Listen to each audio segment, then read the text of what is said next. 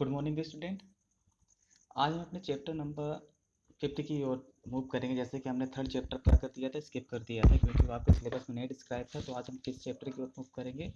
Chapter number 5, जो जिसका नाम क्या है, कंटेम्प्रेरी साउथ एशिया। तो साउथ एशिया कहते किसे हैं, इसके विषय में आपको इन्फॉर्मेशन होनी चाहिए। साउथ एशिया क्या है, व्हाट इज साउथ एशिया? अगर साउथ एशिया की बात की जाए तो साउथ एशिया में मेनली बहुत सी देखा जाए बहुत सी कंट्रियाँ आती हैं। लेकिन भारत कितने देश से बाउंड्री शेयर करता है, जैसे मैंने बता चुका हूँ कौन कौन से भारत बाउंड्री शेयर करता है। साउथ एशिया कहते किसे हैं? अगर एक्चुअली देखा जाए, जो साउथ एशिया का इतिहास बनेगा वो देखें अगर, तो कहाँ से, जैसे भारत से लिया जाए तो भारत में देखें साउथ एशिया में कौन कौन सी कंट्री आती है। जैसे बांग्लादेश के विषय में, जैसे पाकिस्तान के विषय में, तो पाकिस्तान कहाँ पे पड़ता है आपको मालूम होगा, कहाँ पे है वो? वेस्ट में है। मान लीजिए यहाँ पे पी आपका पाकिस्तान हो गया। इसके बाद श्रीलंका कहाँ पर पड़ता है? बाहर के साउथ में चले जाइए तो कहाँ पे पड़ता है? श्रीलंका हो गया। फिर अगर बात करते हैं किसकी, बांग्लादेश की, तो बांग्लादेश कहाँ पे पड़ता है आपको मालूम ही होगा कहाँ पे पड़ता है? वेस्ट बंगाल के जस्ट साइड में। तो क्या पड़ेगा वो? बांग्लादेश हो जाता है। और इधर आ जाए जरा से देखा जाए तो बांग्लादेश हो गया। नेपाल की बात की जाए तो नॉर्थ में बिल्कुल से कहाँ पे है, नेपाल हो गया। किससे बॉर्डर शेयर करता है ये भारत? से शेयर तो कर, सारे बॉर्डर शेयर कर रहे हैं। यानी कि गोरखपुर से सीमा अपनी बाउंड्री बनाता है। फिर अगर भूटान की बात की जाए तो भूटान भी आपने देखा होगा, सिक्किम के जस्ट साइड में क्या है, भूटान दिया गया है। तो भूटान भी हो गया। नेपाल हो गया हमारा। पाक भी हो गया। तो ये इतनी कंट्रियां क्या मेनली कहाँ रेफर की जाती हैं? ये साउथ एशिया में रेफर की जाती हैं। और यहाँ पर देखा जाए तो यहाँ पर क्या है, हिमालय हमारे लिए देखने के लिए मिलता है नॉर्थ में। और यहाँ पे क्या मिलता है? बे ऑफ बंगाल हो गया। ये क्या है? अरेबियन सी हो गया। तो इस तरह क्या है, बहुत सी ये कंट्रियां हैं जो क्या करती हैं, साउथ एशिया का निर्माण करती हैं। इन्हीं कंट्री के विषय में क्या करेंगे, स्टडी करेंगे। और भी इसमें बहुत सी चीज़ें आएंगी, देखेंगे कैसे क्या देखा कि हमने क्या कौन कौन सी कंट्रियाँ देखी हैं।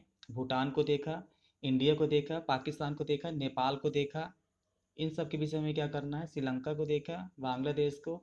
इन सब के विषय में क्या करना है, डिटेल स्टडी करनी है कि कैसे यहाँ पर क्या था। अगर बात की जाए साउथ एशिया के विषय में, अगर साउथ एशिया के विषय में बात की जाए, पूरा जो रीजन था साउथ एशिया का, कैसा रीजन है ये?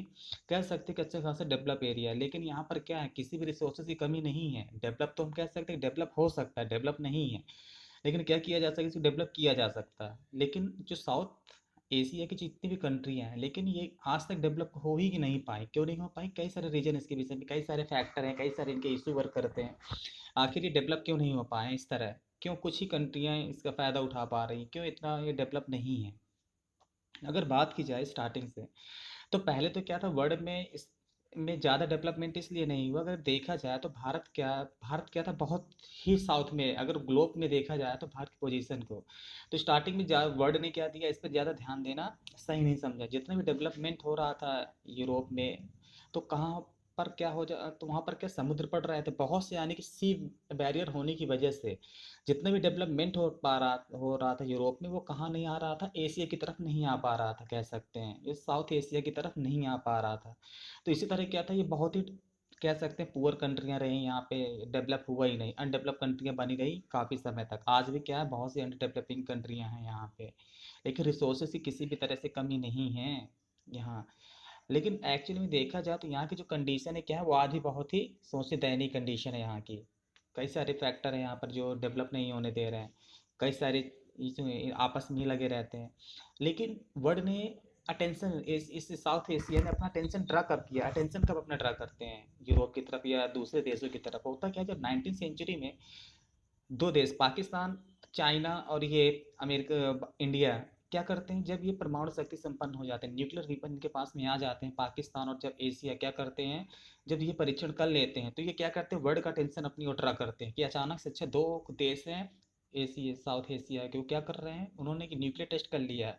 तो उस समय क्या करते हैं, वर्ल्ड इनको देखना चालू कर देता है कि समथिंग इज रॉन्ग, कि क्या है, अभी इनको भी हमें देखना पड़ेगा, कुछ ना कुछ गड़बड़ है। तो इन्होंने क्या कर दिया, इस तरह से वर्ल्ड ने क्या किया, इन पे अटेंशन पे करना चालू कर दिया। और वो क्या कर रहा है, अब इन पे ध्यान दिया जा रहा है। लेकिन अब वर्ल्ड से भी कंट्रियाँ आती हैं और इनको देखती हैं, इनके रिसोर्सेज को देख रही हैं।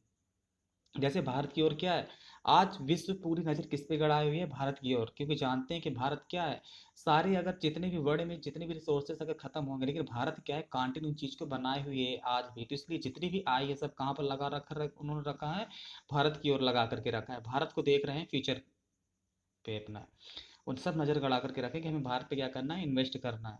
तो यही बात देखते हैं कि डेवलपमेंट तो यहाँ पर ज़्यादा नहीं हो सका, लेकिन क्या है, किसी भी तरह की यहाँ पे कमी नहीं है डेवलपमेंट के लिए। अब हम देखें कि साउथ ईस्ट एशिया के कुछ कंट्रियों के विषय में देखेंगे, जैसे व्हाट इज साउथ एशिया, मैंने बताया था अभी, expression of the south Asia usually indicates किसके, बांग्लादेश, नेपाल, श्रीलंका, भूटान, नेपाल, इंडिया एंड पाकिस्तान, इनके विषय में देखा गया है। लेकिन इसमें क्या है कि देयर इज ए लैंग्वेज, तो यहाँ पर क्या बहुत से डिफरेंसेस है। अब यहाँ पर देखेंगे साउथ एशिया की जो देखना है, हमें देखना क्या है कि यहाँ पर कौन सी लैंग्वेजेस क्या हैं, कल्चर क्या है, कौन सी सिचुएशन है यहाँ पे, यानी कौन सी गवर्नमेंट यहाँ वर्क कर रही है, कौन सी गवर्नमेंट पसंद की जा रही है, डिक्टेटरशिप यहाँ पे किन किन देशों में डिक्टेटरशिप है, कौन सी मिलिट्री शासन कर रही है, किस में डेमोक्रेसी है, हम क्या करेंगे, इन सब के सिस्टम को हमें क्या करना है, इस चैप्टर में देखना है। और इसी में से हम किसका देखेंगे, पाकिस्तान का देखेंगे, नेपाल का देखेंगे, इंडिया का तो जानते ही हैं, पाकिस्तान का हो गया, बांग्लादेश का देखेंगे, श्रीलंका का देखेंगे। इस तरह हम क्या करेंगे, इंडिया से भी इनको देखेंगे और इंडिया के साथ इनका रिलेशन क्या है, इस तरह हम क्या करेंगे, साउथ एशिया की कंडीशन को समझेंगे। तो जैसे कि अगर हम देखें, जैसे कि इसमें कौन कौन से, जैसे there is a language social cultural differences हो गया, बाउंड्रीज नॉट मार्क क्लियर, इसमें क्या है, बहुत से इनके आज भी इश्यू बने हुए हैं, इश्यू पे विषय पे डिबेट देखेंगे कौन कौन से इश्यू यहाँ पर चल रहे हैं। जैसे बाउंड्री की बात करें तो आज तक इनकी बाउंड्री भी बहुत से देशों की क्या आपस में क्लियर ही नहीं है, आपस में एक दूसरे में क्या इश्यू एराइज होता रहता है कि बाउंड्री के विषय में ही, जैसे भारत बांग्लादेश का हो गया, भारत पाकिस्तान का हो गया। तो ये क्या है, इस तरह के वाटर बॉडीज़ की बात की जाती है, वाटर पे अपना क्या करते हैं, कोई कंट्रियां हैं ये क्या करती हैं, अपना अपना राइट शो करती हैं कि ये इसका पानी ये यूज करेगा। तो बहुत से ऐसे इश्यू हैं जो साउथ एशिया में हैं इस तरह। तो हम क्या करेंगे, एक एक के विषय में देखेंगे। तो लेकिन इनमें जो हमारे हम लोग जिनको पढ़ेंगे, जिनको इंक्लूड किया जाता है, boundaries not mark as clear, Afghanistan Myanmar क्या करेंगे हम इसे, आपने अफगानिस्तान पाकिस्तान के जस्ट देखे तो वहाँ पर क्या अफगानिस्तान का डिस्क्रिप्शन किया गया होगा, अरुणाचल प्रदेश से जो सीमा बना रहे हैं, नागालैंड, मणिपुर, मिजोरम, तो यहाँ से जो म्यांमार है हमारा, इसके भी समय में ये क्या है, ये भी इंक्लूड नहीं किए जाते हैं यानी कि साउथ एशिया में। और एक चाइना, इनको भी इंक्लूड नहीं किया जाता। हम क्या करेंगे, सिर्फ हमें इनको छोड़ करके जो अदर कंट्री है, मालदीव वगैरह, इन सब के विषय में देखेंगे। तो जैसा हमारा पहला इसमें आ रहा था, कौन सा आ रहा हमारा पहला, इंडिया एंड श्रीलंका का देखेंगे। इंडिया और श्रीलंका, तो श्रीलंका से देखते हैं। जैसे इंडिया कब आज़ाद हुआ था, 1947 में, और आपने क्लास टेंथ में, जितना आपने क्लास टेंथ में श्रीलंका के विषय में पढ़ा है वही सारा इसमें क्या है, इसमें दिया गया है। सॉरी, क्लास टेंथ में, यस, क्लास टेंथ में दिया गया है, वही इसमें पूरा डिस्क्रिप्शन आपको करना है, इसमें लिखना है। अगर आपको क्लास टेंथ का तैयार है तो ये चैप्टर भी ऑलरेडी पहले से तैयार हो जाएगा। तो इसमें क्या था, श्रीलंका के विषय में हम देखेंगे। जैसे भारत कब आज़ाद हुआ था, 1947 में आज़ाद हुआ था, और 1948 में क्या हुआ था, श्रीलंका आज़ाद हुआ था, लगभग सेम एक ही साथ आज़ाद हुए थे। तो जो भारत में कंडीशन अगर देखने के लिए मिलती है श्रीलंका में, तो श्रीलंका अगर देखा जाए साउथ एशिया का सबसे डेवलपिंग कंट्री कौन, अगर देखा जाए इस तरह, तो कौन है, श्रीलंका है। यहाँ की पर कैपिटल इनकम क्या है, बहुत ज़्यादा है, बहुत हाई है, इंडिया से वो काफ़ी ज़्यादा है।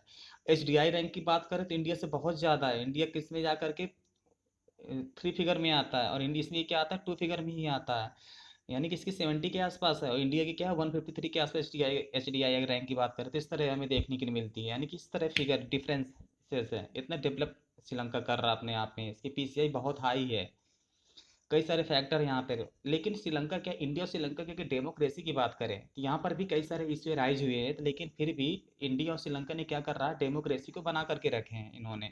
जैसे क्लास टेंथ में आपने पढ़ा था बेल्जियम और श्रीलंका के विषय में, तो बेल्जियम और श्रीलंका के विषय में क्या डिस्क्रिप्शन किया गया था, बेल्जियम ने तो किसी तरह से क्या कर लिया था अपने आप को, उसने डेमोक्रेसी को अच्छी तरह से पावर शेयरिंग से क्या किया, उसने एडजस्ट कर लिया था। लेकिन श्रीलंका ने जो डेमोक्रेसी दी थी, वहाँ पर डेमोक्रेसी डिफरेंट है। डेमोक्रेसी क्या है, वहाँ पर जो रूल्स एंड रेगुलेशन बनाए जाते हैं अकॉर्डिंग टू मेजोरिटी। यहाँ पर किसकी मेजोरिटी थी, सिंघाला की थी, और सिंघाला क्या कर रहे थे, और यहाँ पर तमिल रह रहे थे। तो ये क्या चाह रहे थे कि राइट्स किसके अकॉर्डिंग बनाए जाएं, सिंघाला के अकॉर्डिंग बनाया जाए। और कॉन्स्टिट्यूशन ने भी क्या कर दिए, बहुत से अमेंडमेंट किए थे इनके, और किसको दे दिया गया है, किसके अकॉर्डिंग यानी कि रूल बनाने के लिए बात कर दी गई, इन्होंने भी सिंघाला के अकॉर्डिंग रूल बनाने की बात कर दी। तो जो अदर कास्ट के, जो अदर रिलीजन यहाँ पर है, तमिल रह रहे थे, वहाँ के भी लोकल नेटिव थे जो इस तरह, और तमिल क्या थे, जो भारत से और श्रीलंकन तमिल दोनों तमिल थे वहाँ पे। तो ये क्या थे, गवर्नमेंट के खिलाफ नाराज थे, इन्होंने बहुत से प्रॉब्लम राइज होते हैं, श्रीलंका को फेस करने पड़ते हैं। तो इसी तरह तो वहाँ पर क्या हो जाता है, जो तमिल्स होते हैं तो क्या बना देते हैं, लिट्टे नाम का एक ऑर्गेनाइजेशन बना देते हैं।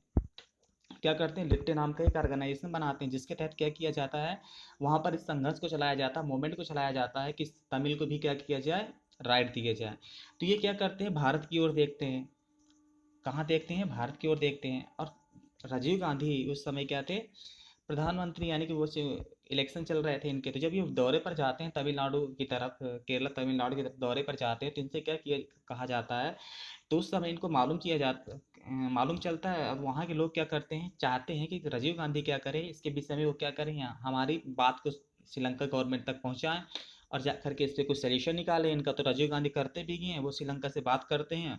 और जो लिबरेशन टाइगर, ये जो उन्होंने लिट्टे नाम का ऑर्गेनाइजेशन बना करके रखा था, उनके बीच में बात भी होती है राजीव गांधी के साथ में। उस समय तो जो इसका हेड था लिट्टे, वो मान जाता है राजीव गांधी की बात को, कहता है ठीक है हम सरेंडर करेंगे, सरेंडर की बात आ जाती है। लेकिन होता क्या है, जैसे ही वहाँ पर पहुँचते हैं, जो इन्होंने ऑपरेशन चलाया था, शांति सेना जो उन्होंने भेजी थी अपनी, तो इससे क्या हो गया वहाँ पे, लेकिन अचानक ही लिट्टी का क्या हो जाता है, आइडिया चेंज हो जाता है। लिट्टी यहाँ पर क्या था, यहाँ तो संतुष्ट होकर गया था कि हाँ ठीक है वो करेगा, श्रीलंकन गवर्नमेंट को सपोर्ट करेगा, वो क्या करेंगे, सरेंडर कर देंगे। यहाँ से भी सेना भेज दी जाती है, शांति सेना भारत से जाती है कि जाकर के लिट्टी को क्या करेंगे, आत्मसमर्पण करवाएंगे।